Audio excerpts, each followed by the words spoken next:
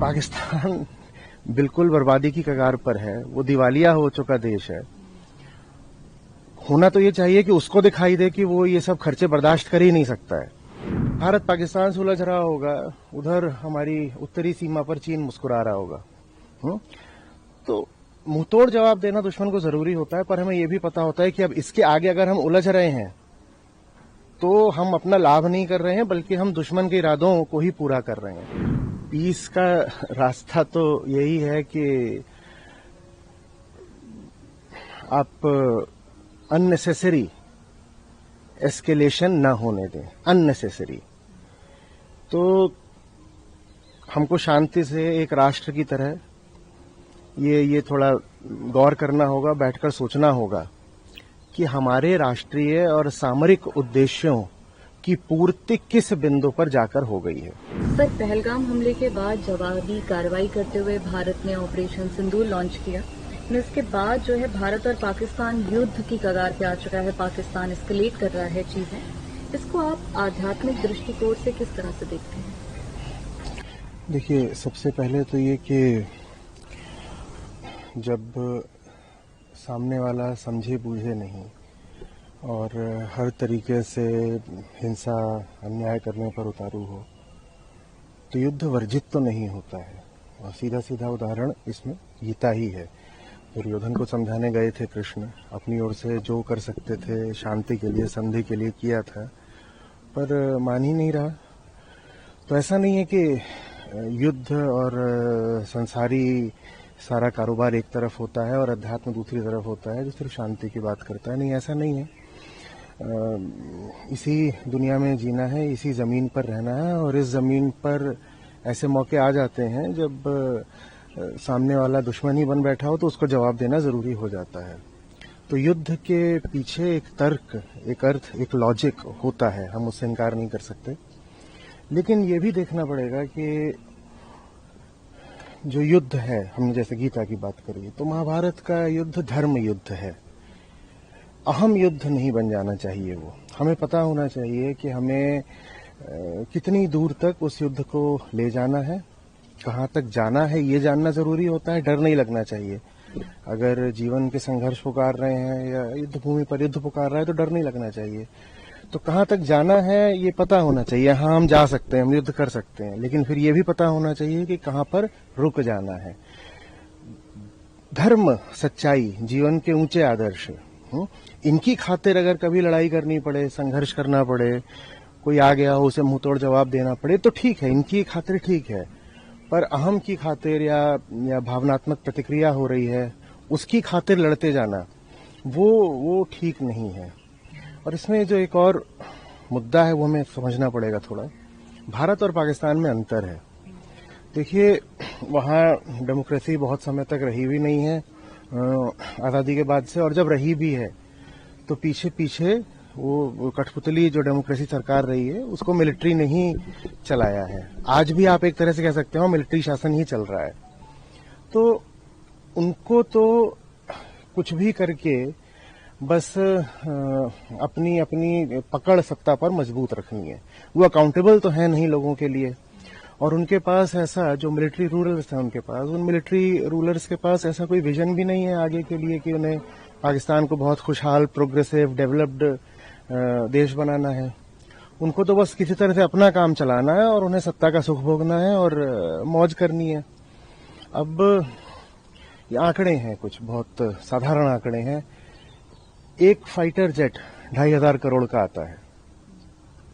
एक tank, modern tank, 100 crore का आता है। एक दिन भी अगर फुल ब्लोन कन्वेंशनल वॉर चल जाए तो उसकी कीमत पड़ती है 30,000 करोड़ से 50,000 करोड़। पाकिस्तान बिल्कुल बर्बादी की कगार पर है। वो दिवालिया हो चुका देश है। होना तो ये चाहिए कि उसको दिखाई दे कि वो ये सब खर्चे बर्दाश्त कर ही नहीं सकता है। और अभी हमने सिर्फ कन्वेंशनल वॉर की बात करी, और इसमें ये जो मैंने आपको आंकड़ा बोला 30,000 करोड़, 40,000 करोड़, इसमें जो फेटेलिटीज होंगी, माने जो लोग मारे जाएंगे, उनको तो हम गिन भी नहीं रहे, जान की क्या कीमत लगाएं। लेकिन वो इसके लिए तैयार है। वो इसके लिए तैयार है क्योंकि कहीं ना कहीं इसमें उनका छुपा हुआ स्वार्थ है। उनका स्वार्थ ये है कि पाकिस्तान जितना तबाह होगा ना, मिलिट्री उतनी मजबूत होगी। क्योंकि उनको ये लॉजिक मिल जाएगा कि देखो हिंदुस्तान हमारा दुश्मन है, आके उसने हमें तबाह कर दिया, और चूंकि उसने हमें तबाह कर दिया है इसलिए मिलिट्री को और मजबूत करो। ये कितनी अजीब बात है कि पाकिस्तान की तबाही में उनकी मिलिट्री की खुशहाली है, आबादी है, स्वार्थ है। वो पाकिस्तान तबाह होगा, मिलिट्री बढ़िया, और वो सत्ता पर काबिज हो जाएगी। पर भारत तो पाकिस्तान नहीं है ना, तो हमें सोचना पड़ेगा कि हमें इसको कितनी दूर तक जाने देना है और किस बिंदु पर आकर हमें कह देना है कि हम जो चाहते थे हमारे उद्देश्य पूरे हुए और हम इसको अब अपनी ओर से रोक रहे हैं। वरना तो ये फिर एक मनोरंजन का खेल बन जाएगा ना। आप उधर प्लेन गिर रहे हैं, इधर प्लेन गिर रहे हैं, ये हो रहा है, वो हो रहा है, और जनता ताली बजा रही है, और शोज में आकर के जितने भी युद्धोन्मादी हॉक्स होते हैं वो बोल रहे हैं कि ये करना है, ऐसे मारो और मारो। और जो आम जनता है वो समझ ही नहीं पा रही कि उसी के पैसे से तो ये सब कुछ चल रहा है, कि टैक्स पेयर मनी से ही तो ये सारा खेल चल रहा है। एक कन्वेंशनल वॉर भारत को 10-20 साल पीछे फेंक देगा। न्यूक्लियर वॉर की बात अभी हम नहीं कर रहे हैं, पाकिस्तान को उससे दूना पीछे फेंक देगा। पर पाकिस्तान को अंतर नहीं पड़ता है, क्योंकि वो पहले ही बर्बाद हो चुके हैं। एक तरह से उन्होंने स्वीकार कर लिया है कि हाँ ठीक है, अब यही हमारी किस्मत है, यही हमारा उद्देश्य है शायद। लेकिन हमें देखना होगा, उनकी इकोनॉमी हमसे 9-10 गुना छोटी है, आबादी भी हमसे 7-8 गुना छोटी है। भारत को एक ग्लोबल पावर होना है ना, सिर्फ रीजनल पावर नहीं। भारत पाकिस्तान से उलझ रहा होगा, उधर हमारी उत्तरी सीमा पर चीन मुस्कुरा रहा होगा।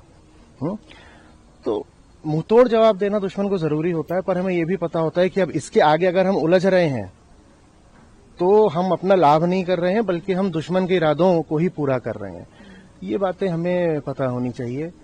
नहीं तो जनता को भड़काए रखना और जनता को भड़का करके उसको युद्ध भी मनोरंजन की तरह परोसना, ये खूब चलता रहा है और आगे भी चलता रहेगा। पाकिस्तान और लगातार ऐसी हरकतें करता रहेगा कि आपको लगे अभी इसको और जवाब दें, एस्केलेशन होता रहेगा। इस एस्केलेशन में हमने कहा वो तबाह भी होंगे, वो अपनी तबाही में भी वो कहेंगे कि ठीक है, हमें करना क्या, अच्छी बात है। लेकिन हमें तो अभी बहुत आगे जाना है, हमें ग्लोबल पावर बनना है, हमें एक विकसित राष्ट्र बनना है, तो हमें थोड़ा देखना होगा। सर, अब जो हो रहा है इसको कैसे समझें कि वो ईगो की वजह से हो रहा है या कोई सच्ची समस्या है जिसकी एक्चुअली समाधान की जरूरत है? देखिए, शांति भी अच्छी चीज होती है और कुछ मौके आ जाते हैं ऐसे जीवन में, एक नेशनल लाइफ जो होती है, राष्ट्रीय जीवन में, जब युद्ध भी अनिवार्य हो जाता है। तो अपने आप में शांति भी ठीक है और कभी युद्ध भी ठीक हो जाता है। ठीक क्या नहीं होता है? ठीक होता है भीतरी अंधापन, भीतरी बेहोशी, जब हमको पता ही नहीं होता कि हमारी प्रतिक्रियाएं हमारी नहीं है, वो हमसे उकसाई जा रही हैं। हमारी प्रतिक्रिया हमारे भीतर से एक तरह से उगाही जा रही है, हमें मजबूर करा जा रहा है प्रतिक्रिया करने के लिए। ठीक है, तो वो चीज खराब होती है। शांति बहुत अच्छी चीज है और कई बार शांति की ही खातिर युद्ध की भी अनिवार्यता हो जाती है। क्या करें, युद्ध होना नहीं चाहिए, war is a very very ugly thing, होना नहीं चाहिए। पर कई बार ऐसा होता है, कम होना चाहिए और कम होना चाहिए। अच्छा हो कि हम एक ऐसी दुनिया में आ जाएं जहां युद्ध बिल्कुल ही ना हो, लेकिन वैसा है नहीं। व्यवहारिक तौर पे युद्ध की जरूरत है।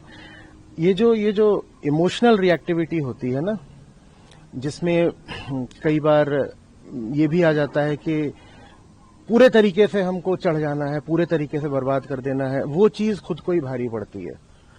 तो राष्ट्र के प्रति प्रेम अच्छी बात है, बहुत अच्छी बात है, लेकिन अंधा राष्ट्रवाद गड़बड़ कर देता है।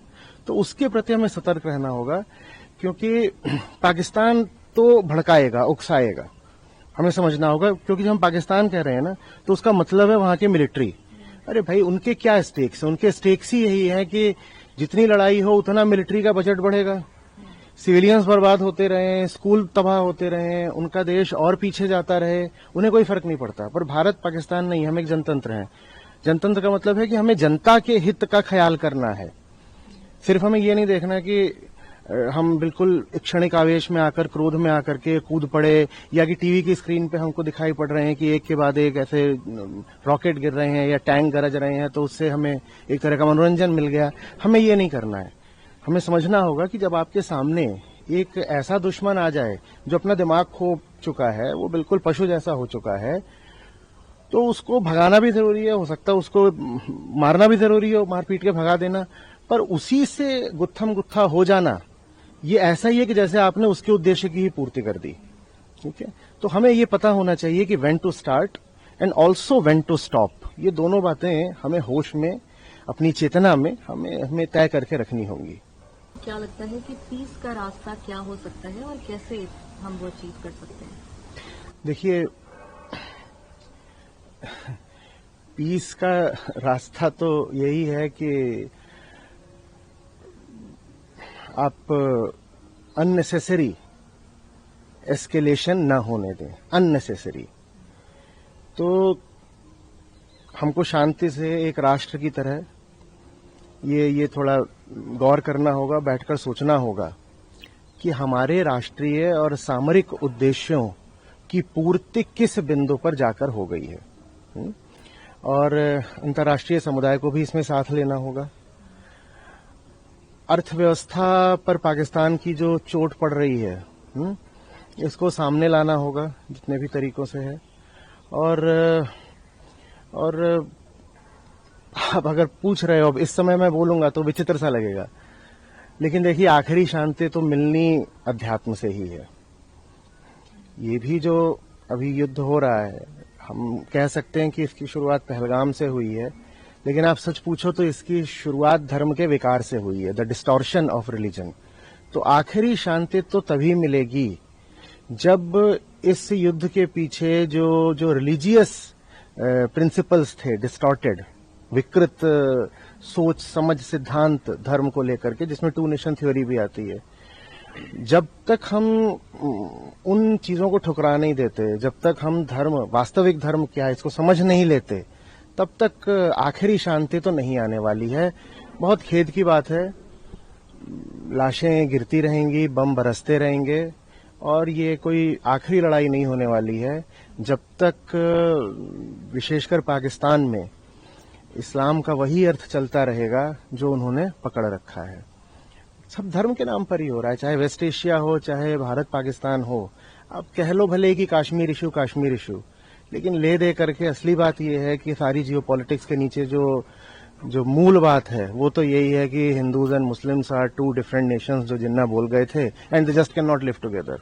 वही बात तो उनके सेना प्रमुख ने बोली पहलगाम हमले से एक हफ्ते पहले ही, उन्होंने फिर से वही राग अलापा, और वो उन्होंने राग अलापा और इधर पहलगाम त्रासदी हो गई। तो है तो बात वही। तो जब तक इंसान को आप धर्म की सच्चाई तक नहीं ले आ देते, तब तक ये लड़ाइयां चलती रहेंगी, जो कि मूलतः धार्मिक आधारों पर होंगी। ऊपर आप उनमें कोई और कारण बता दो, इंडस वाटर ट्रीटी बता दो, कोई भी और कारण बता दो, लेकिन वो कारण तो वही रहेगा।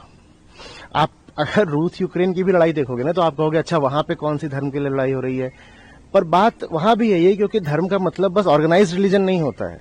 धर्म का मतलब होता है who am I and what should I do. जब इंसान को ये नहीं पता होता ना, तो फिर वो पूरी दुनिया पे हमला करना चाहता है, पूरी दुनिया पर काबिज होना चाहता है, मैं पूरी दुनिया को हथिया लूं, जो मिले उसी को डोमिनेट कर लूं, भोग लूं, कंज्यूम कर लूं। ये होता है जब हमें पता ही नहीं होता कि हम कौन हैं और हमारा धर्म क्या है। वो जानना पड़ेगा, तब जाकर के आखिरी शांति आएगी। वो सुनने में अभी अव्यवहारिक लग रहा है, लेकिन आखिरी रास्ता वही है।